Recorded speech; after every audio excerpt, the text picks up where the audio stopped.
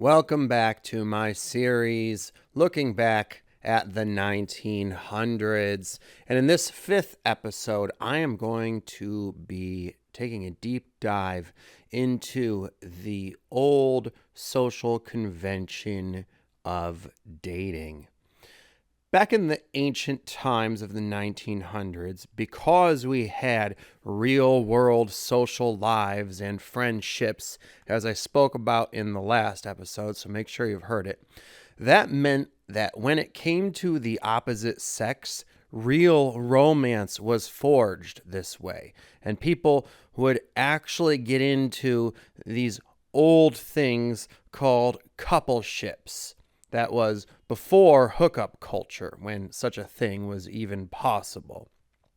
Back in those days, there was no chance of you going out on a date with someone and having them pay more attention to their cell phones than you, being busy surveying their other sexual options who were your competition, while they were supposed to be focused on getting to know you. Why? Because this technology didn't even exist yet. So when you went on a date with someone, the only thing to do was spend time with them and getting to know them. And how did we do this? By asking each other open-ended questions and then delving deeply into certain topics that interested us, or telling each other stories from one another's lives, and actually actively listening to one another. So you would only really go on a date with someone who you planned on spending hours getting to know for the purpose of forming a relationship. That's what a date was. So that's what happened on them. To accept a date with someone and do otherwise was terribly rude. But when we did this, we would literally expect to spend the entire night getting to know someone very well in a very deep and intimate way, unlike today when they won't have much to say about themselves because there isn't much to them to get to know, and they'll be constantly paying attention to other people in their phone, which is why relationships are no longer developing.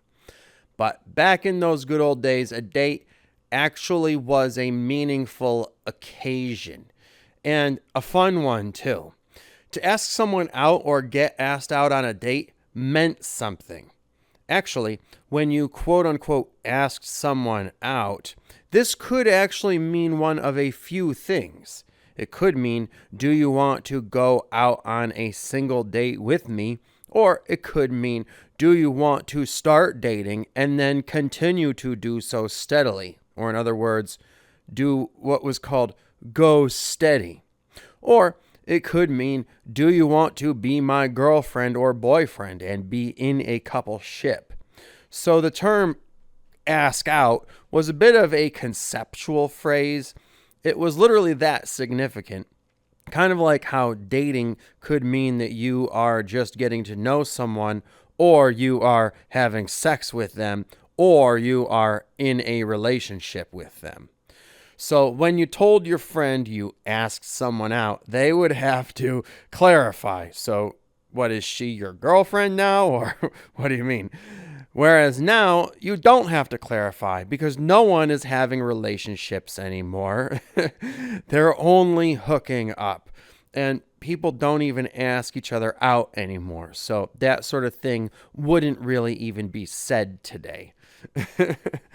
But back then, relationships were actually very common because they are only a natural consequence of involving someone in your social life who you are attracted to and spending a lot of time talking to them, getting to know them, having deep, intimate conversations, and thus building an emotional bond.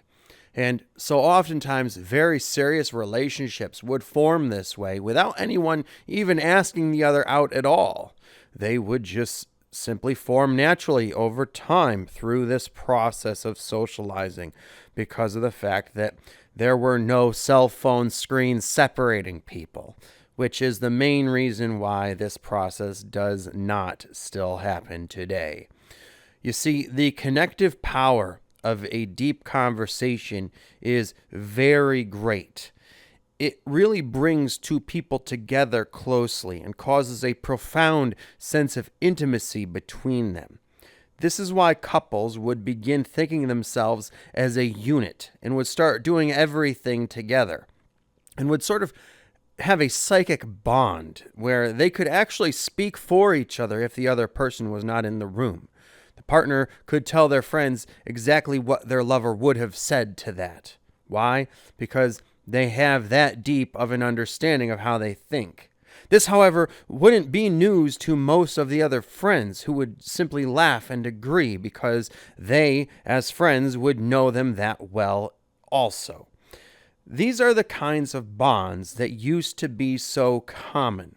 Some people who were in love would have such a psychic bond that they would feel as though they had a spiritual connection and could finish each other's sentences or know what they were thinking without the other person saying anything, as if they could read each other's minds just through eye contact. This is simply not possible today because people aren't making eye contact anymore since they are too busy looking at their phones. So such romance and spiritual connection is no longer possible, since courtship has been replaced by the empty, transactional sexual encounters of hookup culture, which leaves people feeling empty and unfulfilled because it is all so superficial and meaningless, unlike the way relationships used to be. Back in the 1900s, when we actually went on real dates, if a man and woman wanted to make things official, they would enter what we called a courtship phase, where we would start being more formal about it and involving certain courtship rituals, wherein they would start dressing more nicely in attempt to be more traditionally attractive to one another and going out on dates with a more formal romantic ambiance. And they would practice certain etiquette. The man would behave as more of a gentleman and do such things as opening doors for the woman. The woman would act more ladylike and do things to entice and invite advances from the man. And on these formal dates, they would become more romantic and affectionate towards each other. And then after a number of formal dates of this romantic nature, if things were going well and it felt right, they would discuss making the relationship official, after which they would have sex, which would be called lovemaking back then because of the fact that it would be a very sweet, romantic, and loving act, unlike the empty, animalistic fucking of today. But you see, romance is absent from our current social culture, which isn't even so much a dating culture as just a hookup culture, because romance is the combination of sexuality, emotional intimacy, and courtship rituals. And so when you remove the courtship rituals from dating and make the dates less official, and it is no longer technically dating at all and doesn't involve those same sweet little social niceties that it used to, and you also remove the in-depth conversations that establish an emotional connection and sense of psychological intimacy with someone, then there is obviously going to be no romance that can possibly develop. Then the only thing you have left is physical contact. But without these other two, any sexual interaction is going to be shallow and feel empty, meaningless, and unfulfilling, which will leave one feeling unsatisfied and wanting to try to seek out another partner elsewhere, which is why everyone in hookup culture has become sex addicts, endlessly chasing the superficial stimulation from casual encounters with as many random people as possible. But no matter how many people you hook up with from dating apps, it'll never be as satisfying as making love with a long-term sexual partner like we used to, where you take the time to get to know each other both psychologically and physically, and how to best share pleasure together and become more and more skilled at doing so over a long period of time and much exploration and experimentation over it.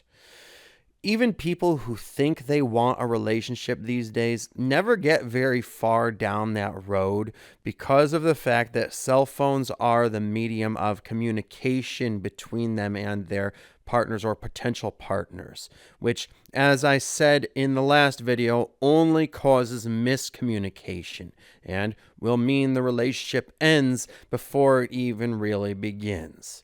And how does it end exactly? In what is called a ghosting, of course. The two people simply stop talking to each other without saying anything about it.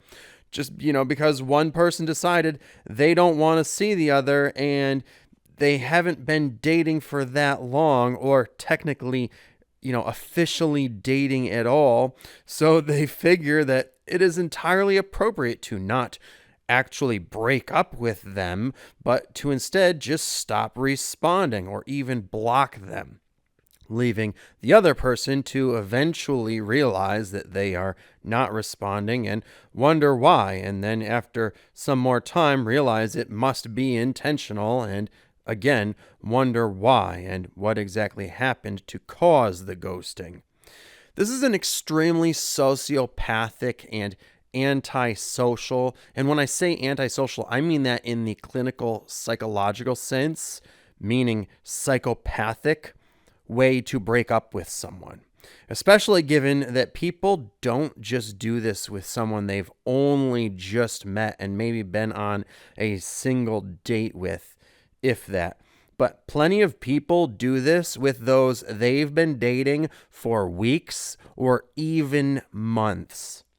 Such rude and inhumane behavior was considered insanely inappropriate for a breakup in the polite society of the 1900s, when breakups and the dissolution of a relationship needed to be as formal as the asking out and forming of it was.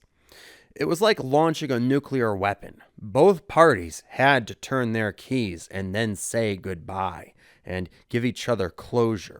I recall as late as the year 2000 when I was in high school and was at the very immature age of just 16 years old, and a hot girl that I had dated for just 3 weeks turned out to be a really annoying ditz, got upset with me for breaking up with her verbally over the phone, saying to me, "You don't date someone for 3 whole weeks and break up with them over the phone." When even I thought it was appropriate enough and was doing it rather than waiting for us to hit the 1 month mark when I knew for sure I'd have to do it in person. But by her old-fashioned socialite standards, even at our immature age, I was being socially inappropriate and unacceptable. And honestly, she was right, for I was being avoidant of a certain social obligation that I had to her back then. But she must have been the last hot young girl to think this way, because since then, I've been ghosted by literally hundreds of girls, some of whom had claimed to have feelings for me, or even want a serious relationship with me, even having said they love me in some instances, such as one girl who had had a crush on me and claimed to want to be with me long term, and whom I eventually established a formal and official relationship with after over 2 months of monogamous dating and getting to know each other very deeply and building intimacy, only to be bewildered as I found myself blocked by her out of the blue 2 days later, without a single word of indication as to why. It was very perplexing and heartbreaking as well, and felt so cold and sociopathic because it was. But Imagine saying to someone now that they can't break up with you over the phone after 3 weeks, or better yet, even a month or two. You'd sound clingy and crazy, and they'd get defensive. They'd probably say something like, I don't owe you anything. We aren't even a couple, and think to themselves, how dare this person tell me that I don't have the right to break up with them any way I want to. I could very well do so by posting about it on social media and doxing them for the reasons why. Which is also a new common breakup method that would have been considered extreme and insane back then. These breakup methods just go to show how pathologically psychopathic our methods of relating sexually and emotionally have become, replacing romance with sociopathy and courtship with cruelty. No wonder no one is getting married anymore. Love is a thing of the past, and instead of treating those we date with empathy, people instead treat each other narcissistically, like objects to be used, abused, and discarded without a single care. Dating, like everything else that takes place online, has been inshittified.